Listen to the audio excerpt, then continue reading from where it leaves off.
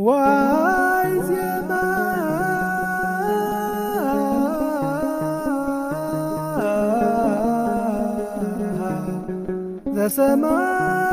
ዘሰማይ በሰማይ ወልድ ወመንፈስ ቅዱስ አሐዱ አምላክ ይትባረክ እግዚአብሔር ለዘአብጽሐነ እስከዛቲ ሰዓት። አምላኽ አቦታትና ናህና እውን አምላኽ ቅዱስ እግዚአብሔር ኣብ ልዕሊ እቲ ብሓጢኣትን ብበደልን ዝወዳእናዮ ዕድሜና ነዚ ግዜ እዚ ወሲኹ ናብ ሰዓት እዚ ስለ ዘብፅሐና ስለቲ ዝገበረልና ዘይገበረልና እውን ኩሉ ቅድሚ ኩሉ ሽሙ ዝኸበረን ዝተመስገነን ይኹን። ክቡራንን ክቡራትን ናይ እግዚአብሔር ቤተሰብ በብዘለኹም ኮይንኩም ነዚ ቃል እዚዩ እትሰምዑ ትከታተሉ ዘለኹም ህዝበ ክርስቲያን ኩልኹም ኣቦታት፣ ኣዴታት፣ ኣሕዋት፣ ኣሓት ደጊመ ሰላም ይብለኩም ኣለኹ። ድሓን ደምሲኻትኩም ከመይ ፀኒሕኩም? ኣሜን። ሕዚ እውን ናይ ምስጋና በዓል ቤት ቅዱስ እግዚአብሔር ኣምላኽና ብዙሕ ነገር ብዝመልኦ ኣፍና ነቲ ቅዱስ ዝኾነ ሽሙ ንኽነመስግኖ ስለ ዝፈቐደልና ደጊምና ክብርን ምስጋናን ውዳሴን ኣምልኾን ንዕኡ ይኹን። እምበኣርከስ ከምቲ ልሙድ ቀጥታ ናብቲ መርሃ ግብርና ናይ ሎማዓንቲ እየኸብለኩም። ሎማዓንቲ ኣብ ዝሓለፈ እውን ከም ዝረኣናዮ ማለት እዩ መፅሓፈ መቃብያን ወይም ድማ መፅሓፍተ መቃብያን ኢሉ ድማ መፅሓፈ ዮሴፍ ወልደ ኮርዮን ርኢና ምዕራፍ 3 ወይ ድማ ናይ ታሪክ ክፍሊ ናይ ታሪክ መፅሓፍቲ ኢልና ክንሪኦም ዝቐነና ሎማዓንቲ ከም ፍቃድ እግዚአብሔር ክነጠናቅቆም ኢና ማለት እዩ። እግዚአብሔር ኣምላኽና ንጉባኤና ባሪኹ ንጉባኤና ቀዲሱ ንዓና እውን ንሰምዐሉ ንስተውዕለሉ እዝነ ልቡና ሂቡ ዓይነ ልቡናና እዝነ ልቡናና ተቆፃፂሩ ንኸምህረና ቅዱስ ፍቃዱ ይኹን። መፅሓፍተ መቃብያን ቅድሚ ናብኣቶም ምኻድና ኣብ ዝሓለፈ ኣብ ዝነበረና ግዜ መፅሓፈ ኣስቴር ብዝተወሰነ መልክዑ ዳህሲስናዮ ሓሊፍና ነርና ማለት እዩ። ኣስቴር መን እያ? ኣስቴር ኣበይ ዝነበረት እያ? ብሓፈሻ እቲ መፅሓፈ ኣስቴር ብዛዕባ እንታይ እዩ ዘውግዕ እንዝብል ብሰለስተ ክፋላት ከፊልና ዳህሲስናዮ ወይ ከዓ ብዳህሰሳ መልክዑ ርኢናዮ ነርና ማለት እዩ። ሎማዓንቲ ንሪኦ መፅሓፍቲ መቃብያን ዝብል እዩ። ስለዚ ሎማዓንቲ ጎይታና እግዚአብሔር ፈቂዱ መቃብያን ማለት እንታይ ማለት እዩ? ብሱሩኸ መቃብያን በዓል መን እዮም ዝብሉ እንደገና እቲ መፅሓፈ መቃብያን እውን ብዛዕባ እንታይ ከም ዘውግዕ ኢና ክንሪኦ ከም ተቐድመ ቢለ ዝሓበርክኹም ግን ግዜ ተሊና ብዙሕ እውን ዝተፈለየ ታሪክ ስለ ዘይህሉ መፅሓፈ ዮሴፍ ወልደ ኮርዮን ዝብል እውን ከም መደምደምያ ገርና ክንሪኦ ኢና ማለት እዩ። ምናልባት ድምፀይ ዘይስማዕ እንድሕር ሃልዩ ግን ብዘይቢላ ክትነግሩኒ ወይ ክትፅሕፉለይ ይላበወኩም። እምበኣርከስ ናብቲ ዋና ትምህርትና ክነኣቱ እንተለና መፅሓፍቲ መቃብያን ከምዚ ክንበብ እንተሎ መቃብያን ማለት ናይ ብዙሓት ሹም እዩ። ጀጋኑ ጠንካራታት ማለት እዩ። መቃቢ ማለት ወይ ከዓ መቃቢስ ማለት ድማ ጠንካራ ማለት እዩ። ብተዘዋዋሪ ንብዙሓት ጀጋኑ ጠንካራታት ማለት እዩ መቃብያን ማለት። ስለዚ ናይ መቃብያን ታሪክን ፍልይ ዝበሉ መንፈሳዊ ትምህርትታትን ዝሓዙ 8 ዝኣኽሉ መጻሕፍተ መቃብያን ከም ዘለው ብብዙሓት ምሁራት ይእመን እዩ። ይኹን ደኣ እምበር ይብል ከም ዘሎ ይእመን እዩ። እንደገና ይኹን ግና እዚ መጽሓፍ እዚ መጽሓፈ መቃብያን ማለት እዩ መን ከም ዝጸሓፎ ጸሓፊኡ መን ከም ዝኾነ ንጹር ሓበሬታ የብሉን ወይ ከዓ ኣይተረኽበን ማለት እዩ። መዓዝ ከም ዝተጻሓፈ ንጽር ዝበለ ወይ ከዓ ጽጹይ ሓበሬታ ኣይተረኽበን። ብግእዝን ኣምሓርኛን ተተርጊሞም ዝርከቡ 3 መጽሓፍቲ መቃብያን እዮም። መጽሓፍቲ መቃብያን መን ከም ዝጸሓፎም ክሳብ ሕዚ ንጹር ሓበሬታ የለን።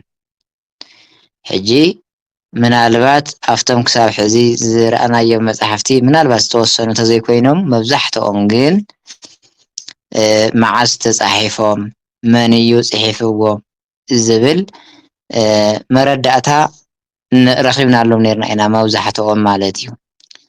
ሓሊፉ ከዓ ዘይረኸብናሎም እውን ነይሮም ክኾኑ እውን ይኽእሉ እዮም። ካብኣቶም ድማ እዚ መጽሓፍ መቃብያን ሓደ እዩ ማለት እዩ። ማለት መን ከም ዝጸሓፎ ጸሓፊ መን ከም ምዃኑ ንጹር ሓበሬታ ኣይተረኽበን ወይ ከዓ የለን።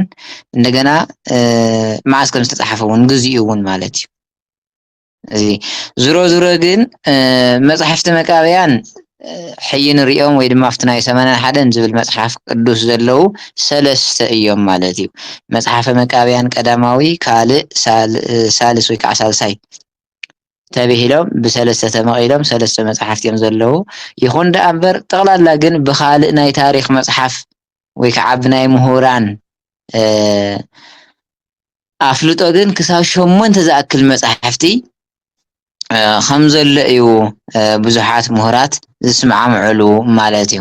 ስለዚ መጽሓፈ መቃብያን ቀዳማዊ ወይ ከዓ ቀዳማይ ኢና ክንርኢ መጀመርያ። መጽሓፈ መቃብያን ቀዳማዊ 36 ምዕራፋት ዝሓዘ መጽሓፍ እንትኸውን ብዋናነት ግን ነዞም ዝስዕቡ ትሕዝቶታት ብደንቢ የብራህርህ ማለት እዩ። ቀዳማይ መጽሓፈ መቃብያን ቀዳማዊ 36 ምዕራፋት ወይ ከዓ ምዕራፍ ዘለዎ መጽሓፍ እዩ።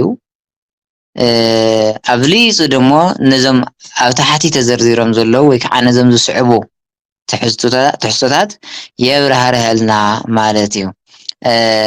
ኣብዚ ናይ መጀመርያ ንሪኦ ዘለና ናይ ደቂ መቃቢስ ዘቢንያም ናይ መቃቢስ ዝተባሃለ ደቁ ማለት እዩ። ዘቢንያም ዘእገለ ናይ ነገድ ወይ ከዓ ናይ ሓረገ ትውልዲ ሹም እዩ። ዘእከለ ክባል ከሎ ናይ እከለ ወለዶ ወይ ከዓ ናይ እከለ ሓረገ ትውልዲ ናይ እከለ ዘመድ ማለት እዩ። መቃቢስ ዝበሃል ሓደ ሰብ እዩ። ደቁ 3 ነይሮም። ኣብያ፣ ሲላስ፣ ፈንቶስ ዝበሃሉ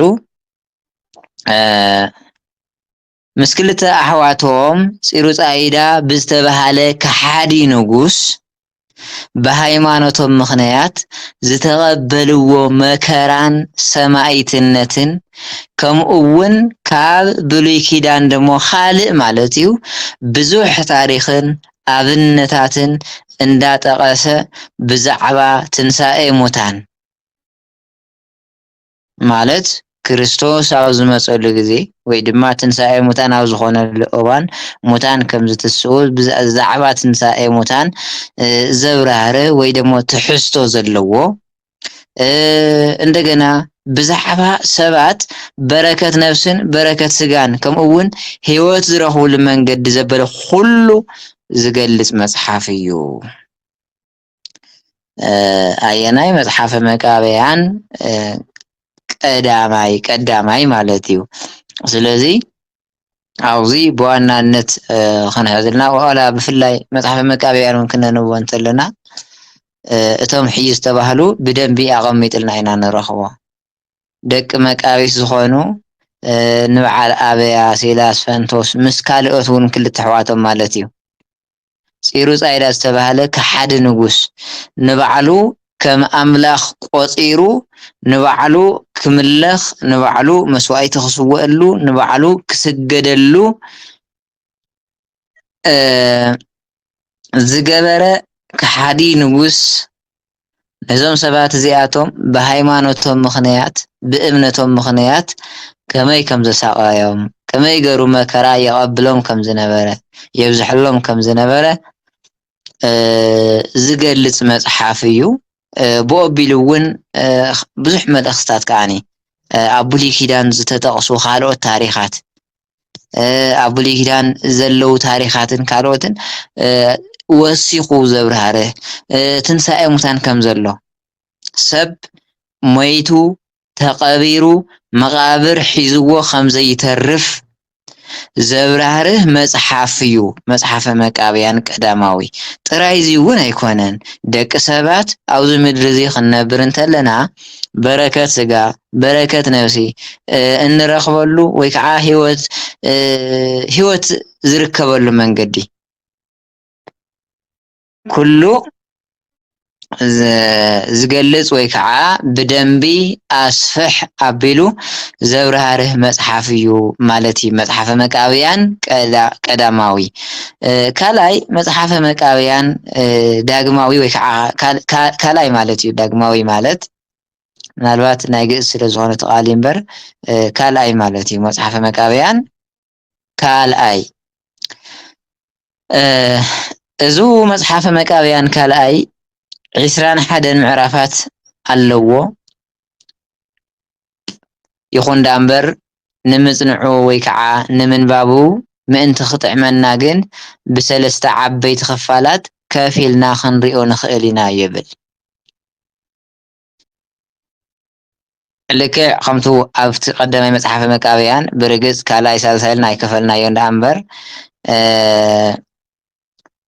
ናይቶም ደቂ መቃቢስ መከራ ሽግር ፈተና ብዛዕባ ትንሳኤ ሙታን ብዛዕባ በረከት ስጋን በረከት ነፍስን ዘብራህርህ መጽሓፍ ከም ዝኾነ ርኢናዮ ኢና ኣብቲ ካልኣይ እንደገና 21 ምዕራፋት ዝሓዘ እንትኸውን ብሰለስተ ከዓ ከፊልና ክንሪኦ ኢና ማለት እዩ ቀዳማይ ካብ ምዕራፍ 1 እስካብ 4 ዘሎ መቃቢስ ዞሞኣብ ዝተባህለ ንጉስ ድሕሪ ምስ ደቂ እስራኤል ምውጋኡ ኣብ ልዕሊ ኢየሩሳሌም ዝፈጸሞ ጉድኣትን እንደገና ብነስሓ ተመሊሱ ደሞ ዝሰርሖ ሰናይ ስራሕትን ዕረፍቱ ወይ ከዓ ሞቱን ይገልጽ ማለት እዩ ካብ ምዕራፍ 1 እስካብ ምዕራፍ 4 ካልኣይ መጽሓፈ መቃብያን ሕጂ ኣብዚ ክልተ ዓይነት መቃብያን እዮም ዘለው ድምፀይ እንሄ ድዩ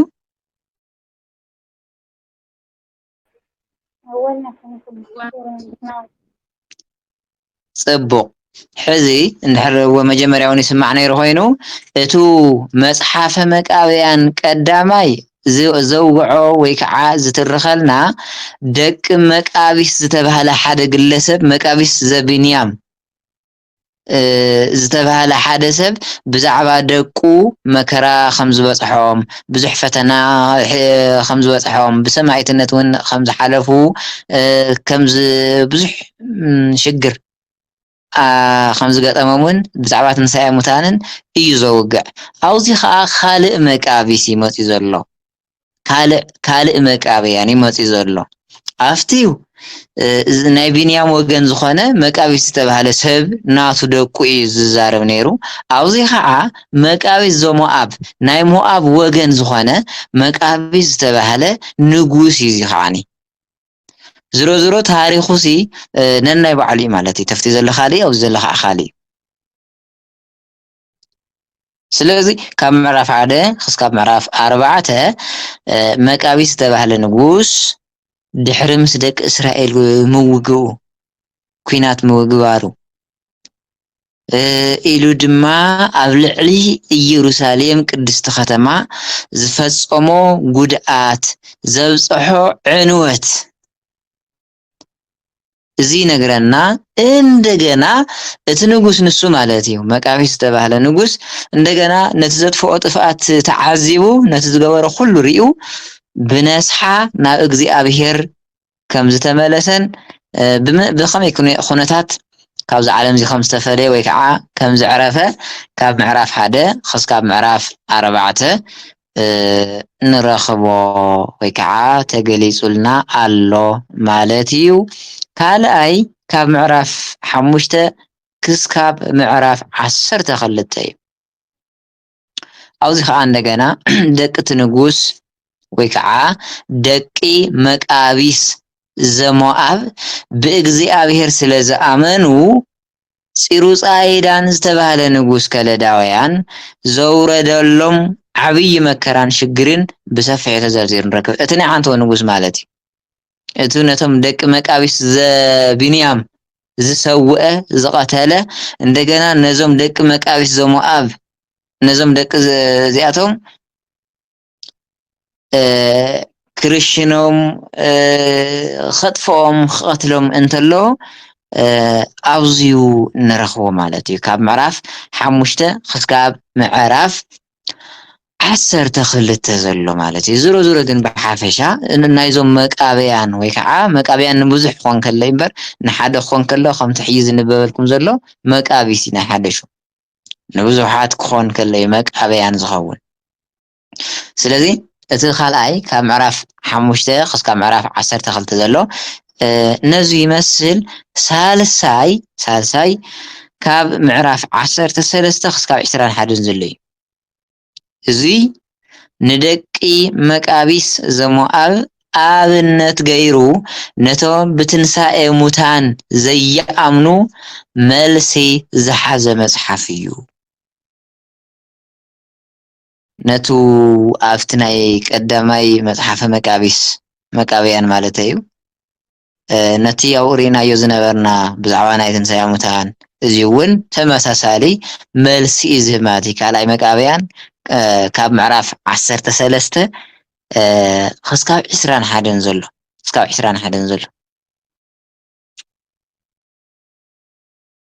ስለዚ ናብቲ ሳልሳይ ክንሰጋገር እንተለና ማለት ሳልሳይ መጽሓፈ መቃብያን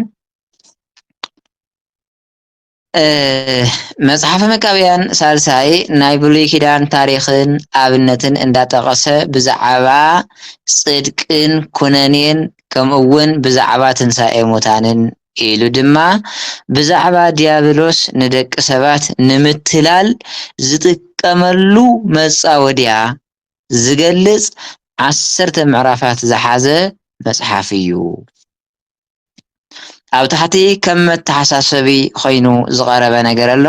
መተሓሳሰቢ ዝበሎ ነየና እዩ ካልኣይን ሳልሳይን መጽሓፈ መቃብያን ብኣቆጻጽራ 81 መጽሓፍቲ ከም ሓደ መጽሓፍ ተገይሩ እዩ ዝቆጸር ማለት ያው ትሕይ ንምሃረሉ ዘለና ናይ መጽሓፍ ቅዱስ ጽንዓት በቲ 66 እንተይኮነሲ ብሓፈሻዊ በቲ ናይ 81 ስለ ዝኾነ ንምሃሮ ዘለና እዚ ሳልሳይ መጽሓፈ መቃብያንና እቲ ካልኣይ መጽሓፈ መቃብያን ሓደ ተባሂሉ እዩ ዝቆጸር ማለት እዩ።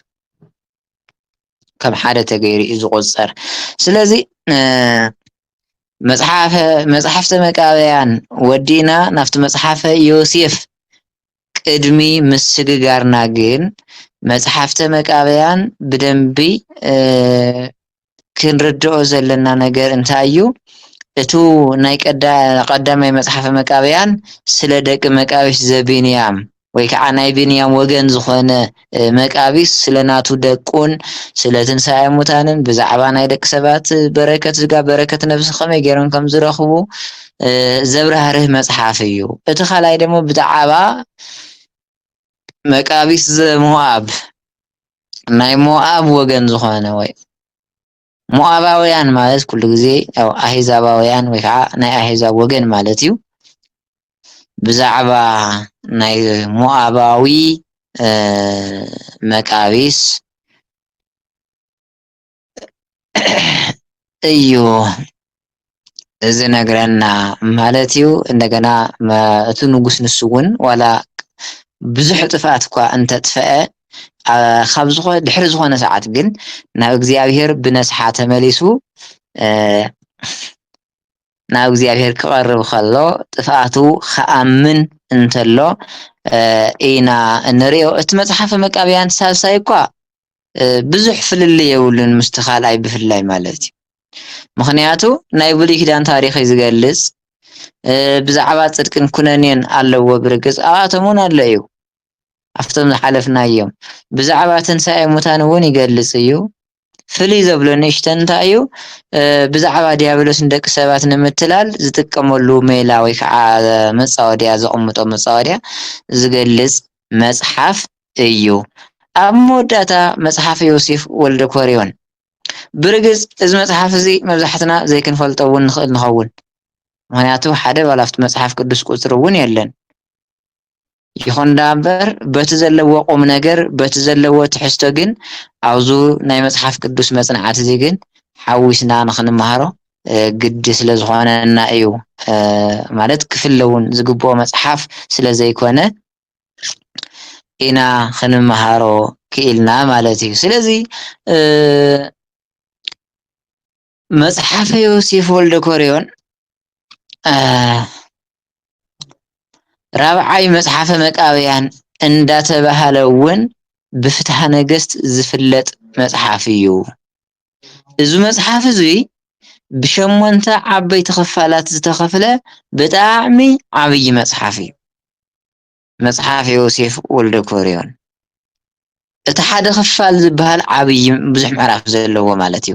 ሸሞንተ ክፋል ክበሃል ከሎ ሸሞንተ ምዕራፍ ማለት ኣይኮነን ካብኡን ላዕሊ እዩ ብሰፊሕ ክፍልታት ተኸፊሉ ማለት እዩ።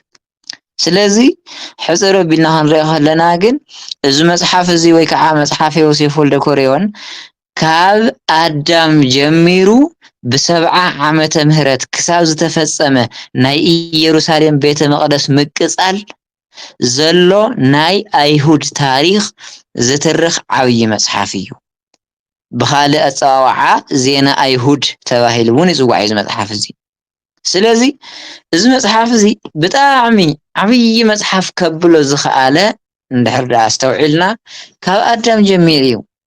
ኣስተውዕሉ እሞ ካብ ኣዳም ጀሚሩ ክሳብ 70 ዓመተ ምህረት ጠቕላላ በቱ ክድመር ከሎ ናይ ክንደይ ዓመት ታሪክ ሒዙ እንድሕር ኢልና ናይ 5570 ዓመት ታሪክ ዝሓዘ መፅሓፍ ማለት እዩ። መፅሓፍ ዮሴፍ ወልደ ኮርዮን ብ70 ዓመተ ምህረት ማለት ጎይታና ኢየሱስ ክርስቶስ ምስ ኣረገ ብ70 ዓመተ ምህረት ማለት ናይ ሎሚ ከባቢ 2000 ከባቢ 1980 ኣከባቢ ወይ ደሞ 70 ኣከባቢ ዘሎ ማለት እዩ። ስለዚ እዚ መፅሓፍ እዚ ዘለዎ መልእኽቲ ዘለዎ ቁም ነገር ዘመሓላልፎ ዘለዎ ትሕዝቶ ብሓፈሻ ቀሊል ኣይኮነን እዩ። ብጣዕሚ ሰፊሕ ታሪክ ዝሓዘ መፅሓፍ እዩ። ምክንያቱ ሕሰብዎ ካብ ኣዳም ጀሚሩ ሲ ናይ ብሉይ ኪዳን ጠቕላላ ማለት እዩ ናይ እስራኤላውያን ታሪክ እንደገና ክስካብታ 70 ጎይታና ኢየሱስ ክርስቶስ ኣብዚ ኣብ ናይ ማቴዎስ ወንጌል ምዕራፍ 24 እምኒ ኣብ ልዕሊ እምኒ ምክንያቱ እቶም ደቀ መዛሙርቱ እቶም ቅዱሳን ሃዋርያት ነቱ ብዘሩባቤል ተሰሪሑ ብሄሮድስ ተሓዲሱ ዝነበረ ዘንፀባርቕ ዝነበረ ቤተ መቅደስ ምስ ረኣይዎሲ ተገሪሞም ትሪኦ ደለካ እዚ ቤተ መቅደስ እንታይ እዩ ዝመስል ክንደይ ከይምልክዕ ኢሎም ክነግርዎ እንተለው ትንቢት ተናጊርሎም ይኸይዱ ጎይታና ኢየሱስ ክርስቶስ እዚ ትሪእዎ ኣለኹም እምኒ ኣብ ልዕሊ እምኒ ከይፈረሰ ኣይተርፍን ናይ ኢየሩሳሌም ቤተ መቅደስ ጥጦስ ዝተባሃለ ንጉስ ብ70 ዓመተ ምህረት ከም ዘይነበረ ገሩ ዳሃሚስዎ ወይ ከዓ ኣፍሪስዎ።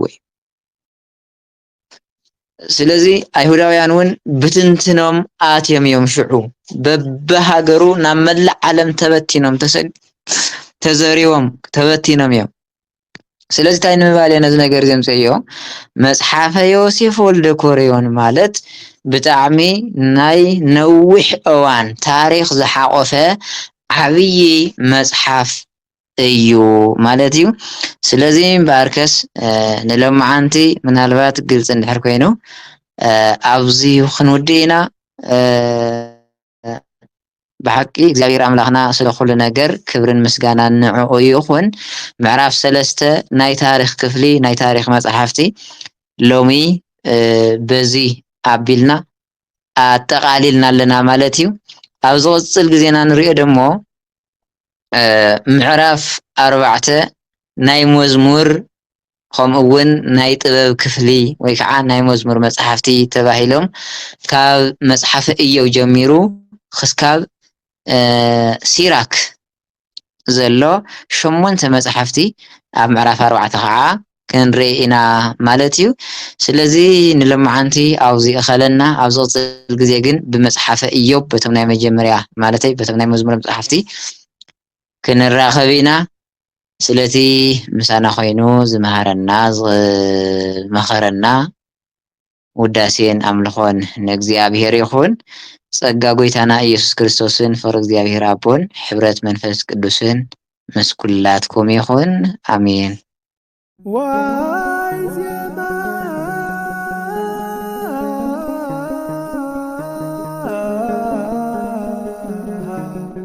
ዘሰማይ